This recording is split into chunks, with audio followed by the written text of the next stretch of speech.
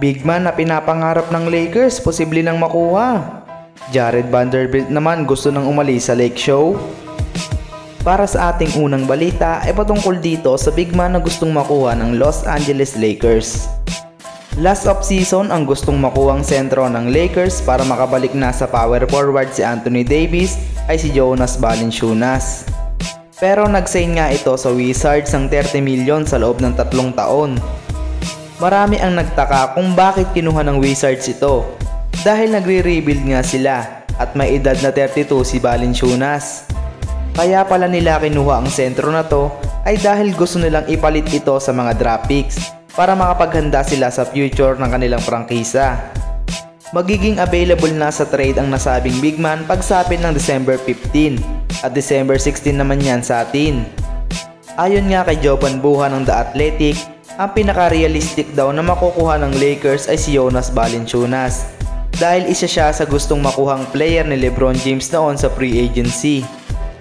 Ang mga player nga na hiniling ni LeBron James noon ay sila James Harden, Klay Thompson at itong si Jonas Valanciunas, pero ni isa ay wala silang nakuha.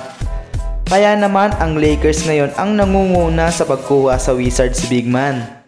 Ang magiging kapalit nito ay si Gabe Vincent at isang top 15 protected first round pick ng Los Angeles Lakers. Ang ibig sabihin nito ay kapag nagkaroon ang Lakers ng pick sa first round at nasa 1-15 ay sa kanila ito mapupunta.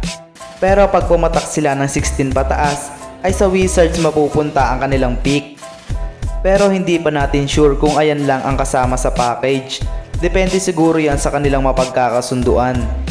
Asahan din natin na maraming magiging kaagaw ang Lakers sa pagkuha dito dahil hindi lang naman sila ang nangangailangan ng big man.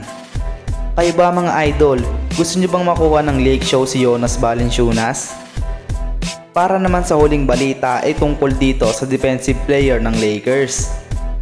Isa sa elite defender na meron ang Lakers ay si Jared Vanderbilt. Malaki nga ang naiaambag nito sa kanyang team dahil sa kanyang husay sa pagdepensa.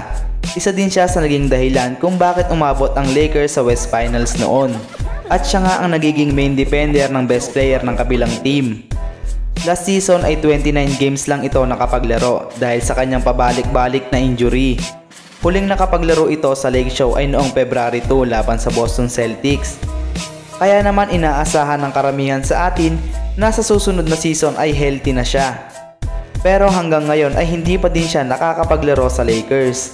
Kaya naman nasasama ang kanyang pangalan sa mga trade rumors. Ayon nga sa isang IG account na gumawa ng isang trade scenario para malipat na ng team si Vanderbilt ay nilike niya ang post na ito. Ang trade scenario na ito ay makukuha ng Lakers si Dorian Finney-Smith at Jonas Valanciunas.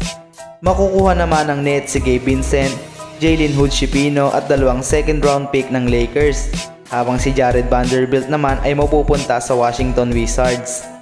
Mukhang nagpapahiwatig na ang Lakers forward na gusto niya nang umalis sa team na ito.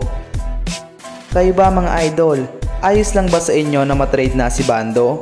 I-comment lang yan sa baba at ating babasahin. Paki-like and subscribe po mga idol. Maraming salamat po.